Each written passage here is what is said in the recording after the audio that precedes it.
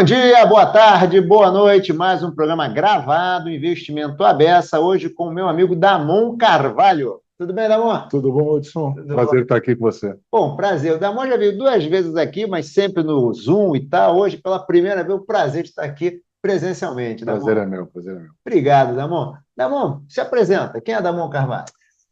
Damon Carvalho, com esse nome é difícil não conhecer, né? Mas, bom, tenho 50 anos, quase 30 anos de mercado financeiro, formado em administração, com mestrado em finanças. Já passei por 5, 6 instituições nesses meus 30 anos de mercado, ficando aí os primeiros 10 anos em bancos estrangeiros, JP Morgan, ABN, sempre asset, sempre renda fixa, multimercados no Brasil. Nos primeiros 10 anos, JP Morgan, ABN, depois eu passei um tempo, passei pelo Bradesco quando a asset do JP Morgan foi vendida, poucos meses. Fui para a Fator Administração de Recursos aqui no Brasil, fiquei de gestor até CIO e CEO da asset por 6 anos. Depois eu fui para a Principal, para Claritas, Principal Financial Group. Fiquei 12 anos como sócio e head responsável pela área macro, na Claritas. Em maio do ano passado, eu saí, tirei um pequeno sabático aí de 6 meses para curtir a vida um pouco. Fez boas viagens. Fiz algumas viagens. E aí agora, faz 6 meses, me juntei à equipe do BNP Paribas Asset Management aqui no Brasil, na área do Michael Kuzunoki e do Gilberto Kifuri, fazendo a parte de renda fixa e multimercados aqui com o Michael e com toda a equipe aqui no Brasil. Ah, legal. O Giba que já esteve aqui conosco também. Ah, e que legal. Mega XP. Quantos anos já de mercado? Quase 30 anos. Quase Quase 30 30 anos. anos já. Poxa, bacana, hein? Muita coisa. Bom, então, vamos aproveitar hoje, então, aqui. Vamos aproveitar. Então, vamos falar um pouquinho de macro, que é a tua área, mercado financeiro, e não tem como não começar pelo mundo, né? Os Estados Unidos sempre foi aquele porto seguro, um poço de tranquilidade, parece que hoje é um lugar que gera volatilidade. E vamos falar um pouquinho, como é que você está vendo hoje aí, tarifaço, essa questão da dívida americana, os Treasury americanos, como é que você está vendo assim, cenário? Quem diria, né, Hudson, que a gente passaria a questionar a força do dólar, a força dos ativos americanos como reserva de valor global, né? Mas a entrada do Trump, em janeiro, o Trump entrou bastante light, com uma cabeça de que vamos fazer as coisas aos poucos, vamos conversar sobre aquele projeto dele 333, né? 3 de inflação, 3 de juros, 3 de dívida americana a longo prazo. E, de repente, ele me chega em fevereiro para março, já bota uma tarifa em Canadá e México, forte, nas bordas, né? nas fronteiras, bastante forte, já assustou o mercado, mas por enquanto era só ali. O Canadá até espanta, né? Não, falou de anexar o Canadá, anexar a Groenlândia, rodou a metralhadora, como a gente brinca, né? E aí foi brigar com China e começou a ameaçar o resto do mundo para tentar repor um problema. Sim, ele tem um déficit fiscal muito grande, tem que financiar, mas ele tentou de uma maneira bastante atabalhoada, né? Porque ele colocou em risco não só a venda de títulos, como você falou, né? A sustentabilidade da dívida americana no longo prazo, o financiamento dessa dívida que é muito grande. Se eu não me engano, acho que são 40 trilhões de dólares de dívida no todo. O PIB do Brasil, quase do 7, PIB. Não, é bastante forte. E O a gente déficit primário acho que é 7, né? 7% de déficit. Então, assim, é um volume de vendas de financiamento necessário para a dívida americana muito grande. E aí, quando você faz um movimento desse, onde você coloca em risco o crescimento econômico, que nos últimos 5 anos teve uma migração de ativos no mundo para os Estados Unidos por conta do excepcionalismo americano, né? Crescendo muito forte, produtividade, tudo, o mercado livre, foi assim, os Estados Unidos ele bombou nos últimos 5 anos. 5 anos foi impressionante mesmo. Foi um ralo de dinheiro para o mundo, todo mundo foi para lá. De repente o Trump entra e me dá essa chacoalhada na parte de tarifas, que gera um medo muito grande em relação ao crescimento econômico e a inflação no médio e longo prazo. Então, explica um pouquinho, que tem gente que parece que não entendeu que tarifa. E quando ele quer colocar, as tarifas médias que os Estados Unidos tinham em termos de importação era mais ou menos 2,5%. Na média, o que ele colocou, colocando China, Europa e todos os países ao redor do mundo, colocando 10% sobre aço, colocando os 25% sobre carros de Canadá e México, colocando as tarifas espalhadas para todos os setores do mundo, que ele não acabou de colocar todas, que ele ainda fala que vai colocar sobre indústria farmacêutica e outros itens, mas todas as tarifas que ele colocou, na média, a gente calcula que dá mais ou menos 21,4% de tarifa, sai de 2 para 21,4%. 10 vezes mais. E isso gera, sim, uma arrecadação muito grande para a economia americana, mas, por outro lado, gera uma queda na atividade americana muito forte, porque se você pensar vamos pensar no setor automobilístico, vamos pensar numa Tesla da vida, 60%, 70% da produção da Tesla é feita fora dos Estados Unidos. Você vende nos Estados Unidos, você produz fora. Se você tem que importar esses produtos, ou fica mais difícil ou fica mais caro. Esse produto acaba batendo na ponta final do consumidor americano. Você gera uma inflação no curto prazo, e aí, com isso, se você tem o resto relativamente estável, você tem uma queda de atividade muito grande.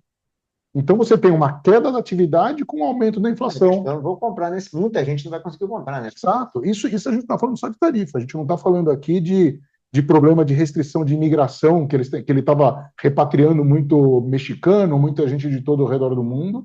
Que quando você faz uma restrição de entrada de trabalhador, principalmente na base da pirâmide de trabalho, da base de pirâmide americana, do mercado de trabalho, você acaba encarecendo o trabalhador americano, fica tendo mais demanda por ele, você sobe o salário dele, você cai a oferta de mão de obra, você tem um desbalanceamento da mão de obra do mercado de trabalho americano, mas você tem falta de mão de obra na base. Então isso encarece, é mais custo para o empresariado, com mais imposto, menos margem, menos atividade, mais provavelmente desemprego no médio prazo. Então isso gera um círculo vicioso, mas à custa de mais arrecadação de fiscal para tentar fechar esse déficit americano, que o Trump está querendo, no segundo semestre, fazer corte de impostos. Então, ele está querendo ajustar de uma maneira meio atabalhoada, digamos. Está querendo aumentar. Primeiro que assim, aumentar a arrecadação, você já colocou um risco. Vou aumentar a arrecadação com atividade econômica menor, uma coisa vai compensar a outra. Exato. E ainda tem essa questão, né? Vou querer reduzir impostos. Pois é, e ele está contando que o Tesouro americano, que o Federal Reserve americano, corte os juros para poder parar também do serviço da dívida, economizar no serviço da dívida, e assim fomentar o crescimento. Só que, jeito Trump, né? Ele está forçando a barra, ele está acelerando as coisas sem combinar com, não digo nem os russos, né? Porque os russos ele tá combinando com essa coisa, né? Mas digo que ele tem um movimento que é meio atabalhado, meio forçado de entrar. E qual é a diferença disso, Hudson? É o segundo mandato do Trump. No primeiro mandato ele tentou fazer muita coisa, mas ele demorava muito para entrar em prática, em voga essas medidas, porque o pessoal não tinha experiência. Então demorava 10, 11 meses para entrar uma tarifa em voga. Agora ele trouxe muita gente boa, tem muita gente boa a equipe é boa. Na equipe dele, pelo menos a parte de secretário do Tesouro e tudo mais. É uma equipe boa, experiente de mercado, pró-mercado, porém é uma equipe que coloca as coisas mais rápido. Então, a velocidade com que tem a implementação dessas medidas do Trump é muito mais rápido. 2, 3 meses está entrando em vigor. Então, isso mexe muito mais rápido. Você gera uma volatilidade nos ativos americanos.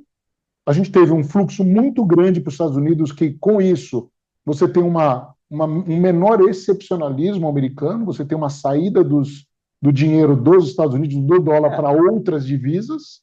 E aí você teve um DXY, que é a cesta de moedas, né? Você teve um euro valorizando 8%, 9%, você teve um... Isso do tarifaço para cá? Isso, ao longo do ano. Ao longo do ano. Ao longo do ano, o euro valorizando mais ou menos 9%, a gente saiu de 1,03 para 1,13 que vale hoje. A gente teve um iene japonês aí que está no processo de subir taxa de juros, mas a gente teve um iene japonês que hoje vale por volta de 144 por dólar, com uma valorização também ao redor de 9%. Tudo está meio flat. Estava perdendo muito, né? O iene foi um dos grandes perdedores ao longo dos últimos anos, né? A economia japonesa estava muito fraca, né? A gente tem uma libra esterlina também, que a economia do Reino Unido está muito fraca, mas você tem uma valorização da libra esterlina, do pound. Então, você teve uma saída do dólar, uma saída dos títulos. Também, né? O euro deu uma valorização muito forte. E isso até ajuda a gente também, né? O real também teve uma valorização muito, muito além do que a gente esperava, surfando uma onda positiva nesse sentido também, né? Então, vende dólar, compra divisas no resto do mundo. E se a gente parar para pensar que eu vi uma conta de um research falando que se a gente saísse daquele portfólio americano de 60-40, né, que os americanos têm, né, 60 renda fixa, 60 equity, 40 renda fixa, Hoje estava mais ou menos 64% de renda variável, um pouco menos de renda fixa, com um pouco mais de caixa. Se você tivesse um rebalanceamento de 64 para 60, por exemplo, você teria um volume de dinheiro para ser jogado no mundo por volta de 2,5 trilhões de dólares. Isso seria venda de dólar americano e compra de demais divisas, espalhando dinheiro ao redor do mundo. Isso é o volume inverso dos últimos 5 anos nos Estados Unidos. Então, é uma mudança muito grande de portfólio global, uma diversificação de portfólio que os players globais precisam fazer, que é enorme. Mas você está dando como certo que, pelo jeito. Porque eu tenho um ponto para mim que eu fico assim, a partir do momento que ele deixa de ser, os Estados Unidos deixa de ser um parceiro confiável, porque na minha cabeça tem um ponto que é o seguinte: os Estados Unidos tinha um papel no mundo ocidental. Ele abriu mão desse papel. E aí eu fico pensando o seguinte: parece que assim, por mais que a coisa melhore, nunca voltará a ser igual a antes. Esse é o grande ponto. Eu acho que, por mais que ele dê o passo para trás e volte para o que era antes do Liberation Day, no começo de abril, por exemplo, no começo quando ele se elegeu, todo mundo esperava que ele colocaria uma tarifa sobre China de 50% a 60% no médio prazo. E no resto do mundo, por volta de 10% a 15%, mais ou menos. Ele começou com todo mundo com 25% e na China ele foi até 145%, 165%. Agora, na semana passada, ele fez um acordo com a China e voltou para 30% de tarifa, né? Voltou bastante. Mas toda essa volatilidade que ele gera um aumento de prêmio de risco para os Estados Unidos. Gera um aumento de volatilidade para os ativos americanos, gera um aumento do term premium, né, que é o prêmio da curva de juros americana que você cobra para ter títulos americanos, mantendo uma curva um pouco mais steep, ou seja, títulos de longo prazo mais baratos, né, com uma taxa de juros americana mais alta. Isso veio para ficar, porque a gente nunca pensou sobre a possibilidade de os Estados Unidos deixar de ser reserva de valor. Não é que ele vai deixar, dificilmente no médio e longo prazo ele deixa de ser reserva de valor, porque a produtividade americana é muito superior ao resto do mundo. Você tem muito mais pró-mercado, é muito mais economia livre, é muito mais aberto. Então não vai deixar de ser reserva de valor. Mas o problema é que o simples fato de você cogitar a hipótese e rebalancear o seu portfólio, o volume pode ser tão absurdamente grande de saída de ativos americanos para o resto do mundo que dá essa balançada. O dólar perde muito valor, os outros ativos sobem muito, então você tem uma bolsa europeia subindo fortemente, você tem os títulos, você tem as moedas europeias e emergentes também sendo muito valorizadas. Isso é bom para o resto do mundo. Você está tendo um rebalanceamento de portfólios globais, digamos. Vai? Agora, tem um ponto que me preocupa, não, né? Acho que é tanta coisa mais. Que é o seguinte: pelo que você está falando, o custo da dívida americana vai aumentar também, né? Se já tem um problema já tem um problema de déficit, com um custo mais caro, você quer que assim. Lembrando o Moody's agora, né? Até onde é sustentável? Ou algum momento o Estados Unidos vai ter que fazer uma recessão para poder ajustar as contas? É isso que ele conta. Ele conta que o Fed derrube a taxa de juros de curto prazo ao ponto de compensar o que você vai ter alta na curva de juros de longo prazo. Porque se você tem mais necessidade de financiar a sua dívida, vendendo títulos, e você está com essas medidas que estão fazendo com que a curva seja mais steep, ou seja, o 30 anos hoje estava acima de 5%, ele estava 5,07%. Eu não me lembro dele mais do que 5. O diferencial entre 2 e o 30 anos está na máxima histórica, o diferencial dos dois entre taxa de juros. Está mais de 100 pontos. Essa inclinação é o custo da dívida americana ficando mais cara para ser financiada no longo prazo. Lembrando que você tem que financiar sempre no maior prazo possível, no prazo mais longo possível, na taxa menor. Sim. Com essas medidas, você encareceu o serviço da dívida americana. Agora, o Trump espera que o Federal Reserve, por isso que ele tem pressionado o Jerome Powell, para derrubar as taxas de juros. Só que aí você pensa o seguinte, Hudson, ele estava falando até sobre demissão do Powell no mês passado. Ele gera mais uma dummy no modelo, mais um fator nesse modelo, que é, poxa, daqui a um ano o Powell vai ser substituído. Ele pode colocar uma pessoa mais dove lá. Se ele coloca, essa pessoa pode até derrubar um pouco a taxa de juros, mas a inclinação da curva piora ainda mais. É mais um risco, é mais um prêmio de risco que a gente tem que colocar na curva de juros americana para poder financiar essa dívida. Então ela fica proporcionalmente mais cara ainda. Mas quando vai levar o Plombini para lá? Mas, cara, assim, colocando o que você está falando, são muitas incertezas. Bastante certeza. Tem muita incerteza pela frente. E o que você falou, cobra um preço, a incerteza tem um preço, a curva de juros aumenta, não sei o quê, a Bolsa Americana, e fica uma situação meio assim. Parece que a gente vai passar, Está contratado mais um ano a 2 anos de volatilidade. Sem sombra de dúvida, volatilidade é o nome do jogo. Até porque a gente voltou a ser gerido por, não é tweets, agora é Truth Social, né? Ah, é? Agora, mas a gente voltou a ser gerido por mídia social, ou seja, cada hora tem uma notícia diferente. Isso gera volatilidade no mercado, gera maior prêmio de risco, porque o que ele tá colocando no mercado é o aumento do prêmio de risco para segurar os ativos americanos. Essa passando a régua na conta, é isso. É o maior prêmio de risco para segurar os ativos americanos.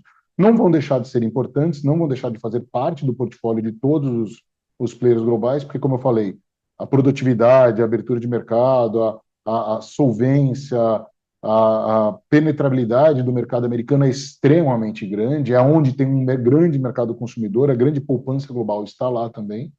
Então, um grande mercado consumidor, então não tem como você ficar fora, mas você vai ter um rebalanceamento de portfólios globais como tem começado a acontecer. Certo. E esse simples fato de você rebalancear poucas coisas faz esse movimento grotesco que a gente está vendo.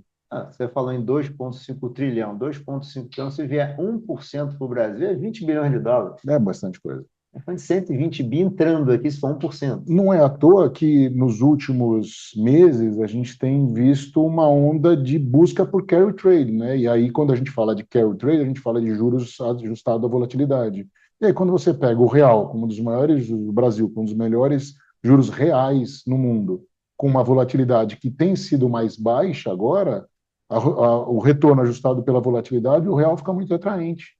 E aí o real, que no começo do ano, a gente estava lá por volta, no final do ano passado, o Banco Central vendeu 25 bilhões de reserva. Recorde também. Recorde, vendendo spot por saída. A gente tem um fluxo de saída de dinheiro no Brasil para pessoas físicas abrindo conta no exterior, recorde. Todos os meses continua tendo.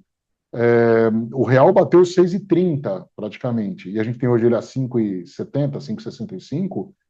É muito por conta disso. Uma procura por carry trade, uma procura por retorno para um mundo que vai crescer menos. Somado então, também já está na conta que o mundo vai crescer menos. O mundo vai crescer menos por Estados Unidos.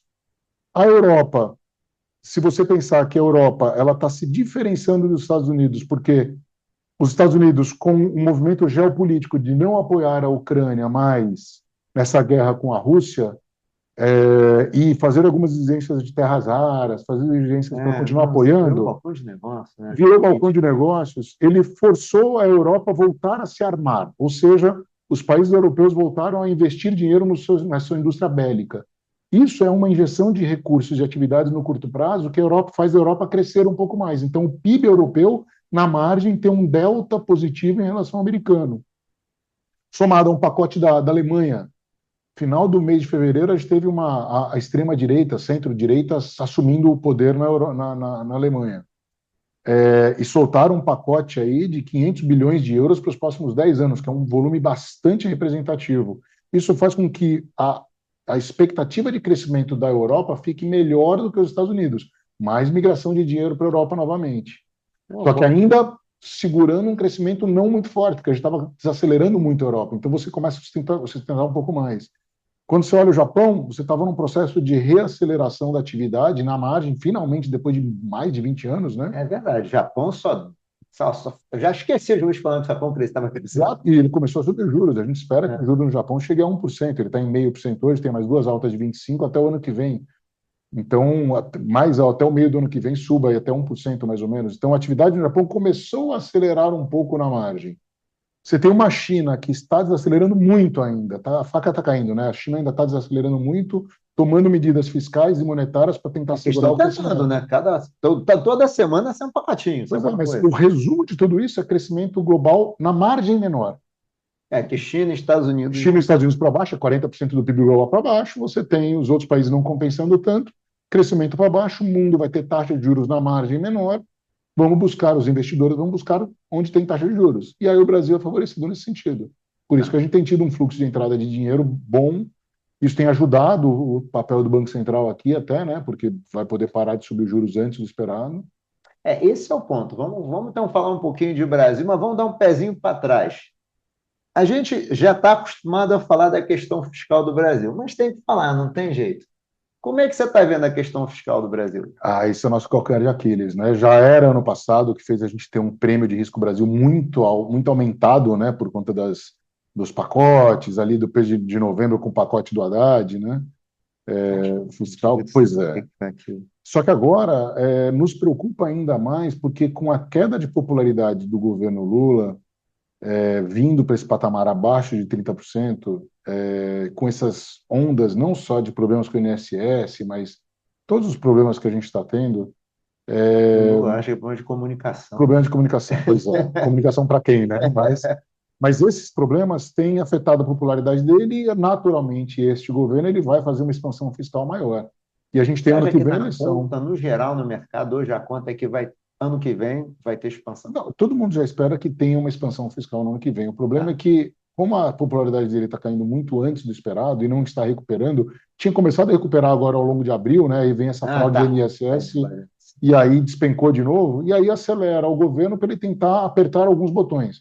Então, é mais injeção de recursos pelo lado fiscal que atrapalha o papel do Banco Central, que estava sendo mais restritivo sobre a monetária. Crédito, né? O crédito social, agora tem mais alguma modalidade. Tem o Vale Gás para 16 milhões de pessoas, que agora é 16, era 22, agora são 16 milhões de pessoas.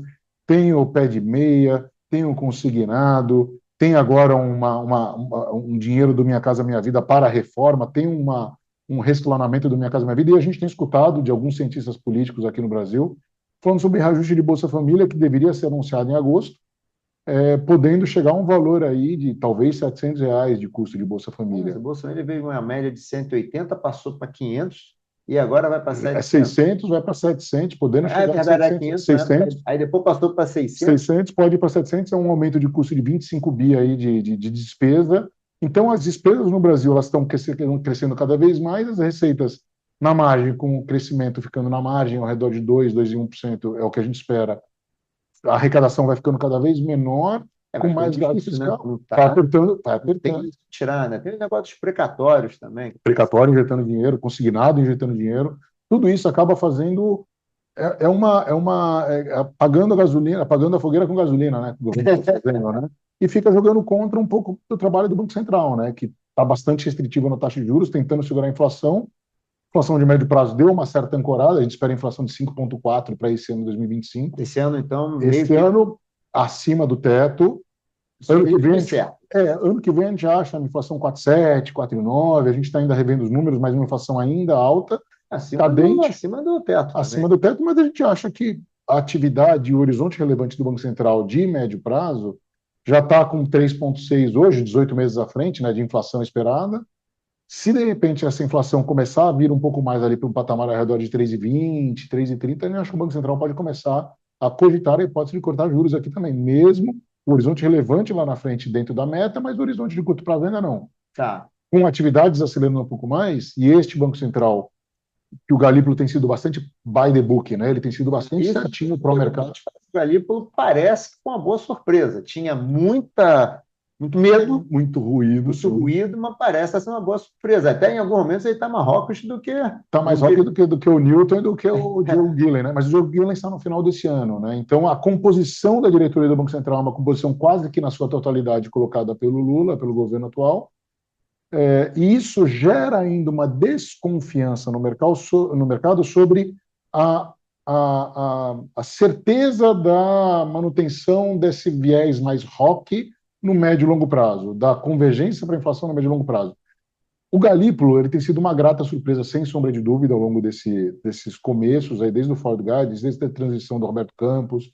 Ele tem sido bem by the book, ele tem sido bem pró-mercado, tem sido mais conservador, está falando num higher for longer aqui, que é ficar com a taxa de juros parar, de repente a gente acha que para na próxima reunião, ou no máximo tem mais 0,25 na próxima, mas grande chance de ficar 14,75 e ficar parado, 14,75 e ficar parado aí, pelo menos até o começo do ano que vem, quando a gente acha que pode ter uma janela para começar a discutir a hipótese para cortar os juros. É claro que o Galípolo está tentando segurar na comunicação o mercado antecipar o corte de juros, como o Brasil sempre faz, né? Se o mundo vai desacelerar mais, e isso está ajudando o Banco Central, e o dólar aqui está bastante tranquilo, se a gente tiver o real se valorizando ainda mais, isso ajuda o Banco Central a antecipar o corte de juros. É esse cenário que a gente tem hoje no mercado. O medo do mercado, isso pelo lado técnico. Pelo lado de medo do mercado é o lado do fiscal, do Lula querer apertar mais botões antes do esperado, né? Começar a falar de Bolsa Família muito maior agora, apertar esses botões fiscais e parafiscais no curto prazo, com BNDES, com Caixa, Tá. injetando dinheiro no mercado e jogando contra o Banco Central. Isso jogaria contra o Banco Central poder cortar os juros antes, né? Então, na verdade, essa situação toda do mundo está ajudando. Se Sem não fosse dúvida. a situação toda do mundo, o Brasil estaria pior. Talvez tivesse que subir mais juros ainda, sem dúvida. Agora, quando você falou, você acha que esse movimento da Bolsa, porque a gente fala muito de fundamentos, você acha que as pessoas estão colocando dinheiro aqui porque os fundamentos eram bons, mas as oportunidades americanas eram melhores?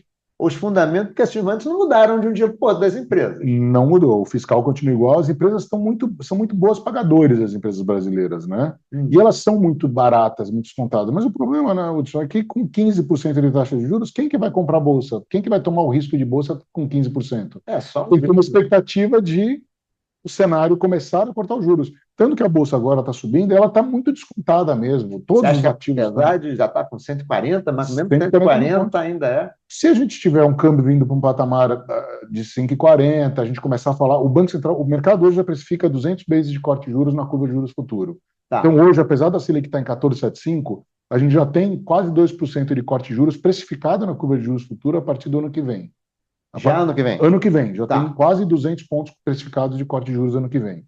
Então, o mercado, quando ele começa a namorar a possibilidade de cortar os juros, o mercado começa a ficar animado com a bolsa, porque os ratios, né, o preço-lucro, a relação dívida da empresa, dívida EBITDA, tudo fica mais atraente, porque os ratios são muito baratos. A gente é muito descontado frente ao resto dos emergentes, frente ao resto do mundo. A bolsa brasileira está muito tempo parada, né? O mundo se valorizou, os emergentes andaram também, de uma certa forma, a gente ficou muito descontado. Em dólar, a gente é muito barato. Então, para o gringo, a gente acaba sendo muito barato. No curto prazo, a gente acha que a bolsa está relativamente justa. Porque a gente vê um dólar a 5,60, uma bolsa a 140 mil, o mercado já precificando 200 bases de corte, a gente acha que ela está mais ou menos justo. E com esse medo que a gente tem agora do Lula começar a querer apertar botões fiscais, é um momento de cautela. Eu acho que neste momento é um momento de cautela. Eu não digo o momento de você virar os canhões para o mal, mas os canhões que estavam muito para o bem, você pode colocar um pouco no bolso do lucro. A gente colocou um pouco do lucro no bolso, deu uma recolhida um pouco na nossa posição, hoje estava mais comprado um pouco de bolsa, a gente reduziu um pouquinho, taticamente de curto prazo. Continuamos otimistas para o médio prazo, mas no curto prazo a gente resolveu botar um pouco de lucro no bolso, porque não é fácil ser brasileiro, né? Estamos acostumados com essa volatilidade, né? Não, e essa taxa de. A gente está falando de juro real aqui de 15 menos 5 é 10% ao ano. Juro real é assim uma coisa enormidade. NTNB 2026 vale 9% de juro real. É uma grosseria, né? Em que prazo? 2026, um ano. Um ano. Juro real no Brasil de 9% pago pelo Tesouro. É muito juro. Por isso que o gringo vem para cá. Nós tem entrado muito dinheiro de gringo aqui no Brasil ao longo desse ano. Tá. Agora, nesse mês, a gente está falando aqui, hoje é dia 21 de maio. Até hoje, o fluxo neste mês de maio já está com 10 bilhões de entrada em bolsa, 10 bilhões de reais de entrada de gringo em bolsa neste mês de maio. No ano já entra 20 bilhões de reais de gringo. No mês de abril, a gente teve saída de gringo, pelo medo do tarifaço. Teve saída.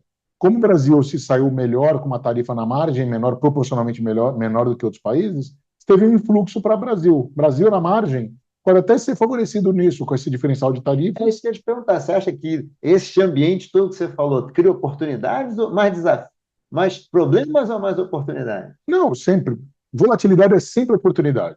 Para gente, ainda mais para a gente que é macro, é sempre oportunidade. Mas eu acho que o Brasil, o fato da gente ter tido na margem menos tarifas que o resto do mundo, por enquanto, como a gente tem um saldo meio 0 a 0, um pouco deficitário com os Estados Unidos, então a gente não ameaça os Estados Unidos no lado de deficitário, né? Eles já são superavitários com a gente. E a gente é um celeiro do mundo, ou seja, a gente exporta muito commodities, muito alimentos, que isso não vai deixar de ser consumido. Para a gente, na margem, até abre mercado, porque, por exemplo, se a China vai comprar menos soja dos Estados Unidos, de onde que ela vai comprar soja? Vai comprar do Brasil. O Brasil vai vender mais soja para a China. Vai abrir novos mercados. Se a Europa tem algum problema com os Estados Unidos, ela vai comprar mais de Brasil também. Então, você tem um acordo Europa-Mercosul, de repente, sendo mais facilitado. Então, abre um mercado para o Brasil que é muito interessante. Não que a gente. Então, na margem, a gente tem um crescimento resiliente, na ordem de 2%, a gente tem uma taxa de juros muito alta, a gente tem reservas bancárias, reservas internacionais muito fortes, tem um mercado financeiro muito ativo, muito solidificado, instituições funcionam no Brasil, pelo menos funcionaram até então. Então, o pacote é muito bom para o Brasil para uma locação tática. Não digo que o dinheiro que está vindo para cá é o dinheiro de real money de longo prazo, mas o dinheiro de fast money, de hedge fund de curto prazo, esse veio para o Brasil. E como tinha muita gente menos alocada em Brasil por todo esse medo de fiscal, de, de Lula e tudo mais, o gringo também tem essa visão um pouco mais conservadora. A partir do momento que você tem um lado fiscal, você tem um Congresso aqui mais equilibrando, um poder equilibrador no lado do Congresso. O ano passado, o Haddad fez um bom trabalho em acertar o nosso déficit nominal aqui. Esse ano ele vai estar mirando de novo o nosso superávit aqui, de novo, que nem no ano passado. Acertou, e esse ano ele está batendo na tecla que vai de novo cravar entre 0 e 0,25 positivo. Ou seja, dentre os perdedores e ganhadores globais, o Brasil sai na margem melhor. Isso gera oportunidade para, pelo menos, carry trade, juros aqui no Brasil, para os estrangeiros aproveitarem esse desconto da Bolsa brasileira frente a demais bolsas globais. Então, a gente teve um fluxo que continua tendo por enquanto. Agora, você falou uma coisa aí que me preocupa. Eu tenho lido algumas matérias aí falando que o Haddad talvez saia do Ministério da Fazenda. Em abril do Vai ano que ser vem. candidato a senador, vai ser não sei o quê. E parece que ele se tornou, no plano da economia, o grande fiador desse governo. Isso é uma variável também que pesa para o ano que vem, não pesa? Pesa, sem dúvida. A gente, assim, o mercado faz mais ou menos 2 meses, desde quando a popularidade do Lula começou a cair, o mercado começou a se animar muito com a possibilidade da não reeleição do Lula. Consequentemente, tudo que ele possa fazer de fiscal agora morreria neste governo e você teria um novo nome para frente. Isso aqui o mercado leu. Zerou a pedra. Teoricamente, entrando um novo candidato ou uma nova pessoa que não Lula, numa alternância de poder, poderia ser positivo. E, obviamente, que o mercado namora a possibilidade do Tarcísio ser o grande adversário, sendo o grande fiador dele o Bolsonaro apoiando o Tarcísio para ele ser candidato a presidente. Esse é o jogo político. Né? Até o Morgan Stanley soltou uma análise falando disso também, né? Que a possibilidade de Tarcísio anima o mercado. Exato, sem dúvida. A Faria Lima adora essa ideia do Tarcísio ser o candidato. E realmente tem uma possibilidade, assim, o Tarcísio tem falado aos 4 ventos que não é candidato, ele é candidato por governo de São Paulo, mas obviamente... Ele não vai ser candidato a governador do Rio. Obviamente que ele não falaria o inverso até agora, e ele precisa, obviamente, de uma chancela do próprio Bolsonaro, que está aí na dúvida se ele pode ser ou não elegível ano que vem. Ele tem uma base eleitoral muito forte, ele tem uma transferência de votos em quem ele indicar que é muito forte, então precisa desse apoio do Bolsonaro para qualquer movimento de candidato. Né? Exatamente. Existem umas conversas sobre talvez ser o Eduardo Bolsonaro, o candidato que ele indique, ou talvez ser a Michele Bolsonaro, para manter o nome Bolsonaro na frente. Muitas especulações, mas o mercado, sim, o fato do Lula ter ficado mais fraco agora, animou o mercado com a possibilidade de alternância de governo. Consequentemente, entre esse jogo, o Tarcísio poderia ir. Mas aí você falou um ponto que é importante. Se o Haddad sai do Ministério da Fazenda, que já é meio que, a priori, ou o Senado ou o governo de São Paulo, que é o que se escuta, que se especula que ele poderia fazer, eu entendo que o Tarcísio, ele tem uma novidade. O Tarcísio ele só sairia para presidente se ele conseguir botar um nome forte para São Paulo. Então entra uma dúvida na cabeça do Tarcísio de que ele também tem que passar o bastão dele para alguém em São Paulo para ele poder ir para presidente. Então entra uma certa complicação aí no mercado nesse jogo político, nesse xadrez político, né? E aí dá uma certa dúvida, mas eu acho que é muito cedo ainda para especular, ainda está muito longe, a popularidade do Lula deve melhorar daqui para frente. Ele não é um candidato fraco, o custo é muito alto, mas ele não é um candidato fraco, ele tem uma base eleitoral muito forte, mas, assim, ele tem perdido força com essa atropelada de problemas que tem surgido, né? É impressionante, né? Parece que a política econômica do Lula, né, que ela repete um pouco da Dilma, é samba de uma nota só, né? Parece que não aprendem, não olham para o passado e não, realmente alguma coisa parece que Gasto, gasto, gasto, gasto, gasto, Estimular o crescimento através do consumo, né? né? Esse é o Até que a script. gente nem falou, né? O consumo continua alto, né? Saiu nos últimos dados do IBRE aí também, o consumo bom, continua bombando, né? Desde 2023, Hudson, o PIB brasileiro ele tem sido sustentado pelo consumo das famílias. Então, essa injeção de dinheiro que o governo tem colocado, desde precatórios, antecipação de precatórios, liberação de FGTS, do Nossa, saque aniversário, todas essas medidas que o governo tem feito, injeta dinheiro na economia através do consumo e isso puxa o PIB. A gente está rodando um PIB potencial, muito acima do PIB potencial. Por isso que o nosso cenário de inflação de médio e longo prazo é sempre desancorado em relação à meta. Por isso, o Banco Central tem que ficar conservador e restritivo, com uma taxa muito contracionista em relação à taxa neutra. E aí, quanto mais gastos fiscais o governo tem, quanto mais discricionários são as dívidas, as despesas, mais engessada é a coisa pública, né, a gestão da coisa pública, pior fica para você fazer essa gerência, o juro real neutro sobe, o custo da dívida sobe, e o longo prazo você vai piorando o prêmio de risco Brasil, né? Na margem você acaba piorando o prêmio de risco Brasil. mas esse até você colocou de jeito que é o seguinte: para ano que vem não dá para esperar melhoria, porque eu não consigo imaginar, e aí não é só o Lula, nenhum governo não consigo imaginar que no ano de eleição vai, não, vamos segurar o crescimento econômico, Vamos segurar o gasto, vamos né? segurar o gasto esse ano, É. assim, para ano que vem está dado. Pois é, Independente, aliás, também não é só o Lula, né? Qualquer qualquer um, não, presidente faz a mesma qualquer um, coisa. qualquer político faz isso, né? Aqui ou fora do Brasil Ah, também, isso não é exclusividade do governo Lula nem ninguém. O Bolsonaro fez a mesma coisa, o Biden fez a mesma coisa, todo mundo faz a mesma coisa. Mas mas isso já é parte do problema, né? Isso já está na conta da já está gente. na A gente conta. já acha que o déficit ano que vem vai ser maior do que esse ano, então tem uma piora. O problema é que quanto mais a popularidade do Lula cai neste ano, quanto Tá. mais longe está da eleição, mais gasto você vai tendo, mais custo você vai tendo, porque ele vai tentando apertar os botões para tentar estimular essa melhora da popularidade. E isso vai encarecendo o custo Brasil, né, Tá. digamos. Já ficando. No curto prazo, a gente é atraente para o mundo, sem sombra de dúvida, por conta dos juros, por conta da solvência e tudo mais, mas isso vai piorando o cenário de médio e longo prazo, né? A gente vai vendendo jantar para comprar almoço. Como estão falando hoje aí sobre a possibilidade de antecipação daquelas de pré-sal, de novo, de petróleo, de pré-sal, para poder gerar uma receita para o governo agora tentar contingenciar menos gastos para esse ano, para o ano que vem.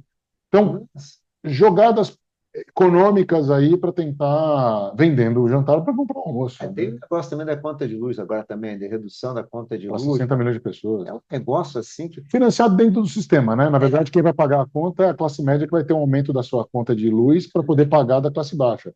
Mas até aí, isso está dentro desse viés de ideologia que o governo tem atual. Se o governo eleito tem essa ideologia, não ia ser diferente do que isso. A gente não poderia esperar uma coisa muito pró-mercado, muito mais racional em termos de mercado de capitais para esse governo, né? Tá. Damão, caminhando aqui já para o final, como é que você vê agora, olhando tudo isso, tentar projetar um pouquinho ali um pouquinho para frente, como é que você vê? Volatilidade continua, você vê um risco realmente real de ter uma maior diversificação de portfólio pelo mundo? E vou até fazer uma pergunta, multimercado, que é a tua praia, né? Que vem há 3 anos apanhando e agora vai pegar mais 2 anos pela frente de cenário É, complicado. eu acho assim, em termos de. Primeiro, eu vou começar pela parte difícil, que é essa sua coisa. Multimercados, renda fixa ativa, que é essa roupagem que a gente tem da indústria, que é ativa na renda fixa no Brasil. Sempre foi. Multimercados também, apesar de você diversificar mais em moedas, a renda fixa também tem um book de moedas, você não É, entra muito em bolsa, mas essa diversificação de portfólio é importante. É extremamente salutar no médio e longo prazo. Você tem que ter uma diversificação de portfólio, inclusive com ativos para uma pessoa física, tem que ter ativos dolarizados também, tem que ter uma posição internacional, seja em bolsa, seja em renda fixa internacional. Inclusive, o próprio BNP, nesse processo, tem feito um esforço com essas plataformas de mandar dinheiro para fora, Evelyn e tudo sei, mais, sei. está abrindo fundos lá fora, e o BNP é o segundo maior banco europeu, né? O BNP, assim, e agora com a compra da AXA, de AXA de seguros, Seguros? tem uma gestora de 1,3 trilhões de euros no mundo. Assim, é uma grosseria de volume de recursos que a gente faz a gestão. Aqui no Brasil, a gente faz a gestão de 85 bilhões de reais. A gente, na renda fixa, faz a gestão de quase 45 bilhões de reais. Essa diversificação de portfólio que o próprio BNP está começando a vender para os clientes aqui, está começando a dispor para os clientes da Avenue, por exemplo, fundos no exterior do BNP, que tem também ativos na Europa, além dos Estados Unidos, essa diversificação global de geopolítica é muito importante. Um dos produtos novos que o pessoal de produtos da Asset está fazendo é tentando colocar produtos globais dentro de plataformas americanas, por exemplo. Vamos vender produtos europeus, produtos que tenham posições na Europa também. Como a gente tem expertise na Europa, por ser o segundo maior banco, são mais de 200 anos o BNP no mundo, são mais de 180 mil funcionários no mundo, presença em todos os continentes. É muita coisa. Aqui no Brasil, eu contei para você aqui em off, né? 1.200 funcionários, considerando todo o grupo, né? É muito grande o grupo, muitos produtos. O segundo maior banco na Europa tem muita expertise para poder diversificar. Quando você fala de sair dos Estados Unidos, naturalmente você acaba pensando em produtos que o BNP tem a oferecer ao redor do mundo. Então, o pessoal na Europa. E ali é Europa na Alemanha. Exato, primeiro pessoal na Alemanha. Exato. Você pensa nisso. Você pensa em Europa, você acaba pensando nos bancos grandes que tem lá, e o BNP é o segundo maior banco, né? O segundo maior grupo financeiro. Nessas, eu acho que essa diversificação geopolítica é fundamental, a diversificação de classes de ativos é fundamental, a consistência de alocação nestas classes de ativos, e você dormir tranquilo com o seu suitability, você saber que você está bem enquadrado no seu risco que você quer, para o seu horizonte de investimento, seja dinheiro líquido, seja previdência, seja o seu portfólio como um todo. É extremamente importante que você tenha a alocação certa para o prazo certo, para o seu período de vida, se você está no período de gozo, se você está no período de acúmulo de patrimônio. É extremamente importante isso e manter essa diversificação. Porque quando você faz uma alocação fora do Brasil, você não tem que pensar mais que eu estou perdendo 14,75 em reais aqui. Não, eu estou ganhando 5% em dólar. Minha posição é dólar mais 5 que eu tenho no Tesouro Americano, por exemplo, hoje. Isso é longo prazo, é onde você vai diversificar, porque um ano você tem um dólar mais forte, outro ano você tem um dólar mais fraco. Um ano você começa, e eu acho que natural daqui a um tempo, você ter mais diversificação em moedas também. Você começar a ter moedas em outros lugares. Eu acho que hoje ainda não é possível no Brasil. A Avenue, pelo menos, pelo que eu conheço, fazendo propaganda aqui para o pessoal lá, conheço só de dólar, porque eu também tenho conta lá. Então, assim, nesse cenário, colocando fundos na plataforma, fundos que possam ter retorno, que são ideias de produtos que possam ter retorno de ativos fora dos Estados Unidos. Então, começa a ter algum prêmio de risco em fora disso. Então, isso é uma diversificação não apenas geopolítica, mas também de classe de ativos, que é fundamental para o médio e longo prazo. Isso é educação financeira, né, Hudson? Você que faz bem na escola, isso é educação financeira. A gente não pode ter todos os ovos na mesma cesta. Vamos diversificar, vamos pensar em cada ponto de ativo de uma maneira deste ativo. Vamos ser os melhores alocadores de ativos nesse sentido. Sim. E aí entra o multimercado como sendo... Você terceiriza para o gestor fazer isso, ou seja, renda fixa ativa, ou seja, multimercados, que a gente faz muito bem lá no BNP, mas você terceiriza para o gestor a decisão do que você quer fazer no portfólio. Tem competência para isso, agilidade, informação, ou seja, você fazendo essa sua alocação nas diversas classes de ativos, que aí fica um pouco mais difícil, mas as pessoas que têm mais educação financeira acabam tendo mais capacidade e mais oportunidade de acessar esses ativos. Né? Sim, com certeza. Então, mas é fundamental, né? Esse processo é fundamental. E como a gente vê queda de taxa de juros no longo prazo, vê um real aqui, por enquanto, otimista, vê esse Trump gerando volatilidade, sempre gera oportunidade para a gente fazer alocações, né? Você acha que o multimercado agora tem um ambiente agora, apesar de todos esses riscos, começa a ter um ambiente para reverter um pouco esses últimos anos que têm sido meio complicados? Eu acho que a indústria multimercados ela ficou muito estigmatizada. Eu acho que a gente virou um patinho feio no mercado ao longo dos últimos anos, porque nos últimos anos não tem batido o CDI, eu tenho ficado próximo a isso. Mas se a gente se lembrar, Hudson, que lá em 2020, 2021, durante a pandemia, com juros a 2%, todo mundo queria muito bolsa, queria muito multimercados, porque, nossa, agora a gente tem que correr risco para, de repente, você sai dos juros de 2 para 15. Naturalmente, essa indústria ela acaba sofrendo. Por mais que a indústria tenha pego um pouco da alta, né? E foi muito rápido, você acaba tendo essa adaptabilidade, mas ela acaba sofrendo. E aí você acaba competindo com produtos de crédito, com produtos incentivados de imposto de renda, isentos de imposto de renda, você acaba competindo com outros produtos que acabou sendo, teoricamente, com menos volatilidade, com um retorno relativamente mais estável, com produtos de crédito, você teve uma migração de fluxo de uma classe de ativo para outra. E aí é óbvio que o patinho feio acaba voltando, acaba sofrendo. Mas eu acho que, eu sou entusiasta, né? 30 anos fazendo renda fixa e multimercados, uma hora você está mais na renda fixa, outra hora você está mais no multimercado.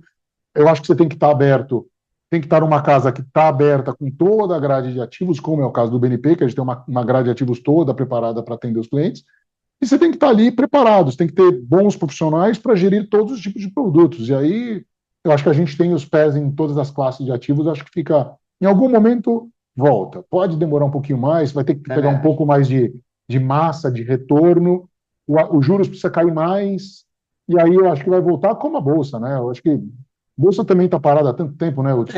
Não, e a Ficou Bolsa tanto tempo parada e agora está andando, né? está andando, você falou, é uma questão tática, um momento específico, né? Sou otimista, viu? Até acho que a Bolsa, como ela é muito barata, eu acho que a Bolsa no longo prazo é sempre muito favorável, né? Mas, Aqui no Brasil, às vezes, demora um pouco, né? voltando ao assunto, né? É difícil ser brasileiro, né, Hudson? Não é fácil ser brasileiro, né? Fácil, né? Tem que ter resiliência. Exato. Meu amor, estamos acabando aqui. Ficou alguma coisa que você queria ter falado, que a gente não abordou, que você acha relevante? Não, acho que o papo foi ótimo. Como sempre, eu te agradeço a oportunidade. Pô, é sempre um prazer. Aí, sempre que você chamar a mim ou qualquer pessoa lá do BNP, a gente vai estar à disposição sua para engrandecer aqui o teu canal e tentar ajudar aí os internautas aí a ajudar no processo decisório de investimento. E foi ótimo. Sempre que precisar da gente aqui, de mim, estou à disposição. Com certeza, em breve estará aqui de novo. Tudo certo. Obrigado, Damon. Obrigado. Muito obrigado mesmo. Gente, mais um episódio de Investimento Aberto hoje com Damon Carvalho, minha gente. Imperdível. Tchau.